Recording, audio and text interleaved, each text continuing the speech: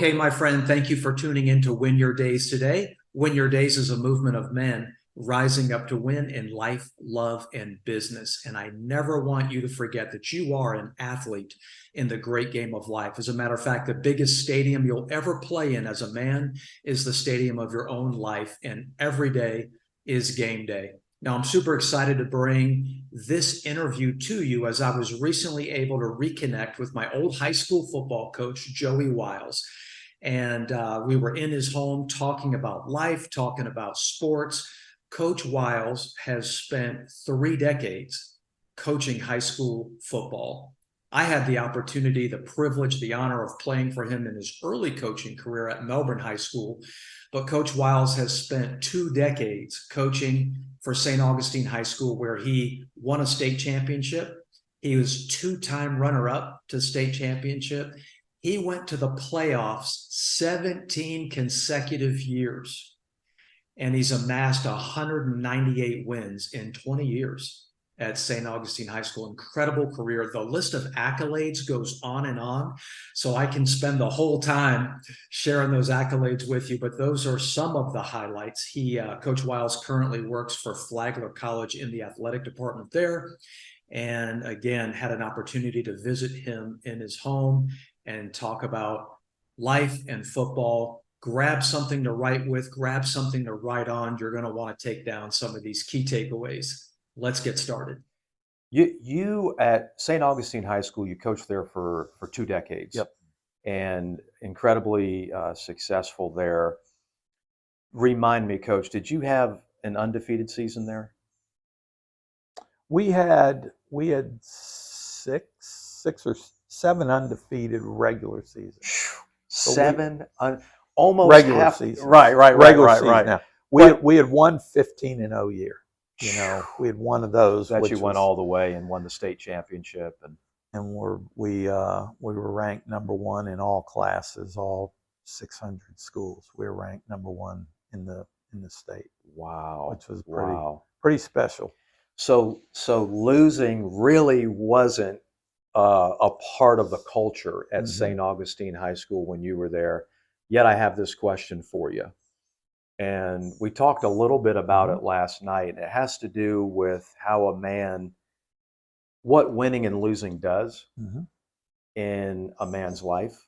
And so when it comes to character building, right, what's more beneficial for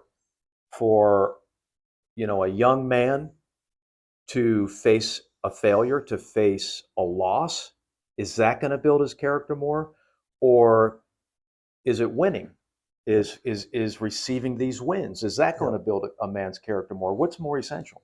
So they both are, and because you're going to have both. And we were talking last night.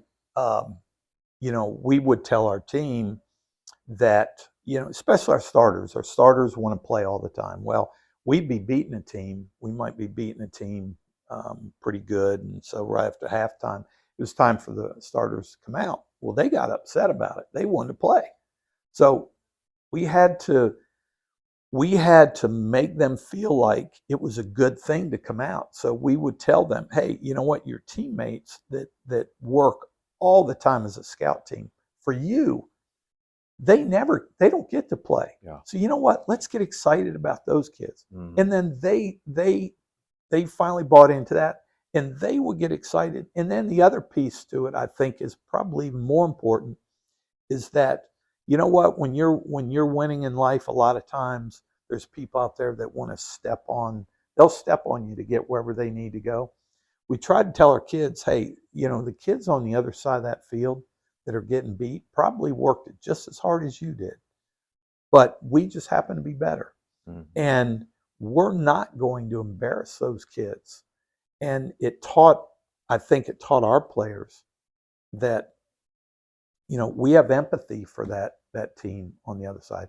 And never forget, that can happen to you too. Right. So how are we going to take it? Right. What's it going to feel like? So in winning, I think you learn a lot. You can teach a lot. And then obviously in losing, I think a lot a lot of coaches will tell you when you can really, when you really coach a team hard is when you win. When you need to be a little pull off the gas a little bit is when you lose. And I remember we had gone up to play North Gwinnett up in Atlanta, and they beat us pretty good up there. And we came back, and I know our kids are ready to get, coaches getting all over them at practice and ratcheting up the practice and all that. And we brought a whiteboard out and had 15 things and put it on the whiteboard and said, hey, you guys, you know what? We got beat. But man, look at these 15 things we've done well. And so, and it changed the whole mindset of the team. And I think it lowered their, how worried they were going to be going to practice and what the week was going to look like. So by doing that, it enabled them to kind of be themselves. And in life, when you're getting worn out, you better find some good things. You better find some good things, and whether it's in your marriage or in your job, because it's easy, job wise, things are going really bad in your job and you're ready to quit. You got to find those little victories, those little things that in your job you're good at. Wow. One of my mentors, his name is Myron Golden, told me about the law of polarity. And now God set up the law of polarity, but I learned about it from Myron Golden. He said, law of polarity is that for every positive, there's a negative. For every negative, there's a positive. Guess which one you get? You get the one you focus on. Right? And so with everything negative that happens in a man's life, oftentimes that's what we're drawn to, and we think about the negative, and if we dwell on it, we're going to continue to get it.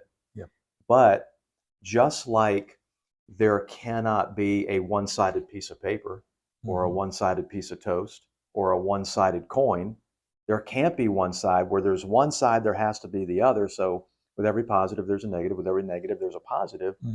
And if I hear you right, you're saying, hey, everything I hear you saying, Coach, is counterintuitive and countercultural. Like if there's a big man, put a little man. If you can't figure it out, phone a friend and get across the go. Don't just talk to the guy on the phone. Go there in person. If modern medicine says this, figure out something around the side because these, results aren't working. And I think tradition, or but the more common thing in loss is to come down and go, hey guys, why didn't you play this way? Why didn't you play the way we coach? But you said here's 15 positive things, and so you're choosing in all those to focus on the positive, and that's such a great way to play the game. Hey, and it's not easy. You're a man, and you're used to you're used to winning and things like that. So it's not easy, and I think probably what has helped me through a lot of stuff like that are the people that people that are in my life that I go to. I have my people. I don't want to say my people, but I have those men in my life that I can call, and I think that is a critical piece of any man's life. Who are you surrounding yourself? As coaches, we always tell them, the people you are who you hang out with. So people I call, like for instance, you and I text or we talk, about books and life and stuff similarly that we've gone through, with our wives and families, and so we can talk about those things. I've the Joe Zelenkas of the world that does our Bible study, the friends in coaching that I've had that I completely trust, that they wouldn't lead me astray. I think you have to have those people in your life, and a lot of times it needs to be outside of your spouse. Your spouses don't need to know the stressors and things that you carry, because now they take them. That's right. That's interesting you say that, because I think most men have played sports at some level, and again, at some point the playing days end. Mm-hmm. And if you were to ask a man, what did you love most about playing the game? Absolutely. He's going to say, my teammates. Mm-hmm. He's going to say, being shoulder to shoulder, arm in arm, and going through hard things together. And then the season ends, the game ends, the career ends, and the man, all he does is switch fields. He's now on the playing field of life. And what I found, I don't know if you've noticed this, Mm-hmm. Coach, but a man loses his teammates. He stops building team Yep. in his life, and he gets a little bit isolated, and he doesn't have Yep. those people to call. And I think that's I think a man sells himself short. I think a man sells his potential short, what he's capable of, because we're capable of greater things together Absolutely. than as Absolutely. individuals. And so I think one of the things we could take away from this is, as a man, never stop building your team. Never stop building your team. Get on For out sure. there, right? And get some teammates in the greatest game you're ever playing, the game of life, because it's not meant to be played alone. Life is a team sport. Oh, great. I'll tell you, great example. So Joe Zelenka, that does our Bible study, 13-year veteran of the NFL, he introduces me to one of his teammates. It's a head coach at Providence, Maurice Smith. Yeah. Or Maurice Williams, I'm sorry. So Mo Williams played at the NFL at the highest level. He does he's chaplain for the Jags, and him and I have gotten to know each other, and he's another one of those men that, I talk about that I would call, just being around him makes me better. And if you don't build those, it's being in that boat by yourself. Yeah. Yeah. And it's lonely, and especially if you're an athlete, you have you've got an ego. We all have an ego. Right. And now all of a sudden people aren't coming to watch you play. They're not interviewing you. They're not doing all those things. And now they're doing it with other people. Yeah. And here you're sitting on the outside by yourself. Yeah. And I think that's why so many guys, NFL guys, struggle. Being everybody doing everything for them, and they're almost godlike, and now right, they leave, and so much different for them. The reality is that they're just a man. They are, and the game We for are. them ends. Yep. But really, what I want men to do, Coach, and what I'm passionate about with Win Your Days is helping men win in life, love, and business. I want men to understand that the game really never ends. You love playing the game. Just switch. You're switching seasons. Yep. You're switching sports. Now it's the game of life.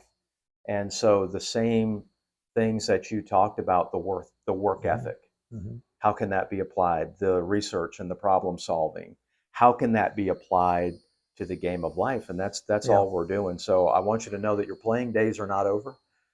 Let's play whatever days we have left, wherever you are in the game of life, whatever quarter it is for you. Play hard. The game's not the final whistle hasn't blown yet. And God the Father, the greatest head coach, he's still coaching you. You're still out on the field, and there's great things to be done. And you have great potential.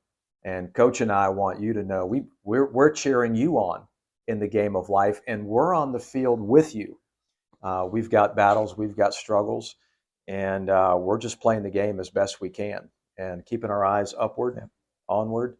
And Coach, thanks so much for spending the time. Thanks so much for letting Wendy and I come and be at your house and spend some time with you.